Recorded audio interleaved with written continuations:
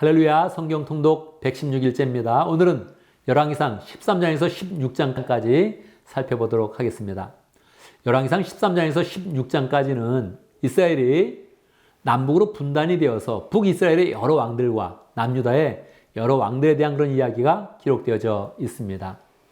이 이야기를 보면 이스라엘의 그런 역사구나 하면서 우리는 보게 되겠지요. 그런데 히브리인들은 이 모든 내용들을 선지서로 보았던 것입니다. 그래서 우리는 왕의 시대 한 시대를 보면서 우리의 그런 미래를 밝혀주는 귀한 하나님의 그런 그 말씀이다. 예언의 책이다. 이런 마음을 가지면서 한 장 한 장 묵상을 하면 좋겠습니다. 열왕기상 13장에는 여로보암이 왕이 되었습니다. 그런데 그가 하나님의 그런 은혜 가운데서 왕이 되었는데 그는 남쪽과 북쪽에 금송아지를 만들어 놓고서 금송아지 우상을 섬겼던 것입니다. 오늘도 그는 베델에 와서 금송아지 우상을 섬기고 있습니다. 그래서 이때 하나님께서 하나님의 사람을 보내서 저주의 그런 말을 선포합니다. 그가 계속 금송아지를 섬기고 있으니 하나님의 은혜를 잃어버리고 우상을 섬기고 있으니 그의 그런 집안은 다 망할 것이라고 이야기를 하죠. 왕은 화가 나서 손을 내밀어서 저자를 잡아라 이렇게 이야기했지만 어림없습니다. 하나님의 말씀은 선포되었고 손이 오므라지지도 않는 것입니다. 마비가 된 것이죠. 그래서 다시 부탁을 해서 자기 손을 회복해달라고 기도해달라고 부탁을 합니다. 하나님의 사람은 그 기도의 부탁을 들어줘서 기도를 해줬더니 손이 다시 회복이 되었습니다. 하나님의 말씀이 그대로 이루어진다는 것을 나타나는 것이죠. 이 뒤에 보면 또 여러 가지 해프닝이 있습니다. 이 사람이 가면서 갑자기 또 늙은 선지자를 만나고 다시 죽게 되고 그런 일들이 있는데 이 모든 그런 일들은 하나님의 말씀을 그대로 지키는 것이 얼마나 중요한지를 우리에게 알려주고 있습니다. 하나님의 말씀은 하나님의 말씀한 대로 그대로 지켜야 되고 거기서 가감을 하면 되지 않고 또 거짓으로 하나님의 말씀을 빙자해도 안 된다는 그런 교훈을 우리가 받는 것입니다. 14장에 보면 여로보암의 아들 아비야가 병이 들어서 죽게 되었습니다. 왕의 아들이 병이 들었으니 왕이 얼마나 많은 그런 노력을 했겠습니까? 의사를 동원하고 약을 동원했는데 낫지 않는 것입니다. 기분이 이상하니까 여로보암은 그의 아내를 자기가 왕이 될 때 예언을 해줬던 아이야 선지자에게 보냅니다. 아이야 선지자는 그 왕의 그런 부인이 변장을 하고 왔지만 정확히 알고 있었습니다. 그래서 그냥 바로 하나님의 말씀을 선포하는 것입니다. 네가 우상을 섬기고 금송아지를 섬기고 있으니 내가 너를 쓸어버리겠다. 네 아들은 죽을 것이다. 그렇게 이야기를 하는 것이죠. 결국 그 아들을 살리지 못하고 아비야 왕자는 죽게 됩니다. 여로보암은 22년 동안 왕이 되었지만 악한 길을 행했고 그의 생애를 마치게 되죠. 그의 아들 나답이 왕이 되었습니다. 21절부터 보면 남유다의 그런 상황이 나옵니다. 남유다는 누가 왕이었죠? 솔로몬의 아들 르호보암이 왕이 되었습니다. 그런데 성경은 정확히 지적하고 있습니다. 르호보암의 엄마가 암몬 여자다 그렇게 기록하고 있는 것이죠. 그러면 어떻게 된 것입니까? 솔로몬이 노년에 죄를 짓고 그 엄마는 암몬 여자고 그러니까 르호보암이 제대로 생활하지 못한 것이죠. 악한 길을 계속 가고 있는 것입니다.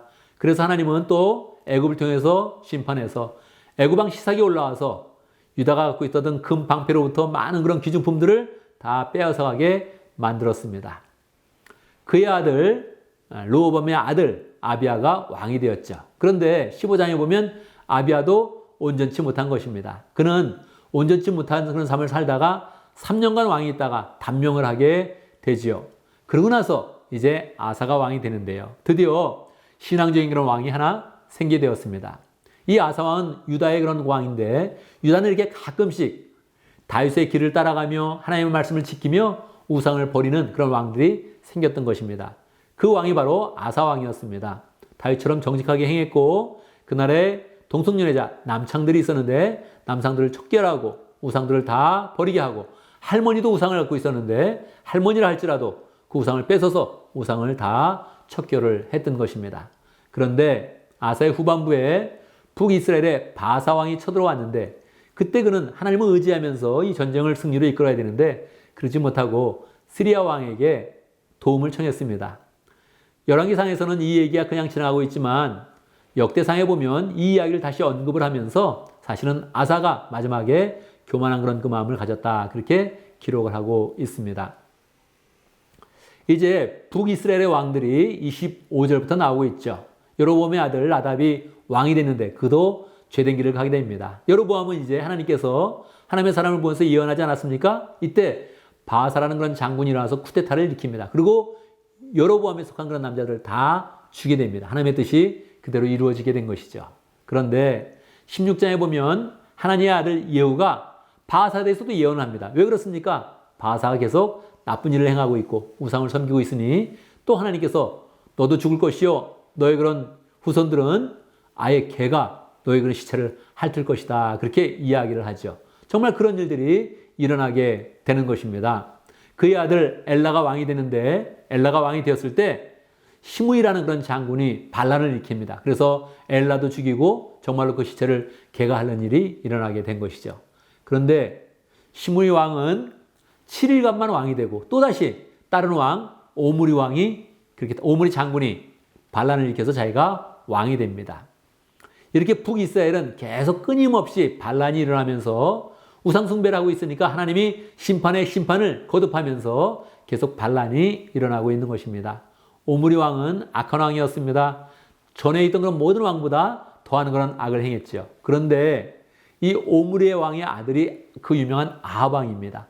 아합 왕은 또다시 오므리까지 포함해서 그 전에 있던 그런 모든 왕보다 더 악한 그런 일을 했습니다. 아합 왕은 바알 그런 숭배를 하게 됐던 그런 바알 숭배를 이스라엘 사람들이 하게 했던 그런 그 왕입니다. 그래서 그는 더 심하게 그렇게 우상을 섬기했던 그런 왕이 되었던 것입니다.